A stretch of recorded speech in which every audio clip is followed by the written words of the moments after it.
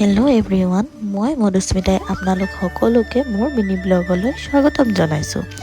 আজি আমি আহিছিলোঁ মন্দিৰলৈ। আজি মন্দিৰলৈ অহা এটা বিশেষ কাৰণ আছে। কাৰণটো এতিয়া গম পাব আপোনালোকে। দেখাই আছোঁ কিয় আহিছিলোঁ ন আজি মন্দিৰলৈ। আজি মন্দিৰত মোৰ লগত মা, দেউতা, বৰমা আৰু খুৰা এজন আহিছিলে। মন্দিৰলৈ অহাৰ কাৰণটো হ'ল আমাৰ ঘৰলৈ নতুন সদস্য এইকাৰণে কৈছোঁ, আজি আমাৰ গাড়ী ল'লে। সেই তাৰে পূজা কৰিবলৈ আহিছিলোঁ। এয়া দেখিছে নহয়, দেৱে পূজা কৰি আছে। এইফালে দেউতাই নাৰিকল ৰৈ আছে। তেওঁ পূজা কৰি গৈ আছে আৰু তেওঁ মন্ত্ৰবোৰ গাই আছে।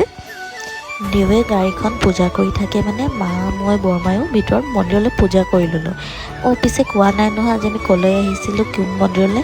আমি আহিছিলোঁ আজি কালী মন্দিৰ, আমাৰ ঘৰৰ কাষতে থকা কালী মন্দিৰলৈ আমি আহিছিলোঁ। দেখিছে নহয়, দেৱে বৰ ধুনীয়াকৈ পূজা কৰি আছে।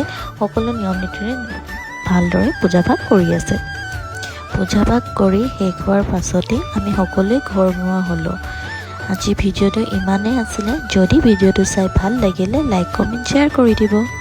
Bye bye.